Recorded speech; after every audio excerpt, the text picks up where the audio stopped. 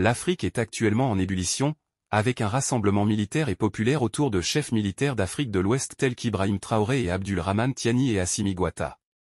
Les déclarations de ces militaires au Burkina Faso, au Mali et au Niger marquent une révolution qui s'inscrit dans la lutte menée par le monde libre contre l'hégémonie occidentale, en particulier après le coup d'État survenu au Niger.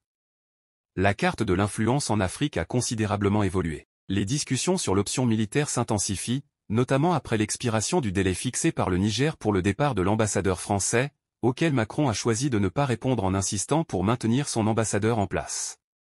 Les actions militaires gagnent en popularité, soulevant des questions sur l'identité de ses dirigeants. La Russie les considère comme de nouveaux alliés, tandis que les pays occidentaux les voient comme des adversaires farouches. Ibrahim Traoré, le plus jeune dirigeant d'Afrique, a pris le pouvoir au Burkina Faso à la suite d'un coup d'État contre l'ancien président Paul Henry.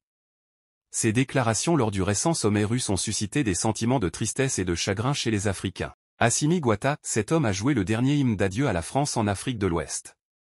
Il a mené la première révolution contre les Français et a été le premier à battre les tambours de la guerre contre l'Occident sur le continent africain. Abderrahmane Tiani est un nom qui circule actuellement dans les médias. Cet homme est resté au Niger et occupait un poste élevé au sein des forces terrestres. Sa nomination en tant que commandant de la garde présidentielle par l'ancien président Mohamed Issa, après son élection en 2011, est récemment devenue publique.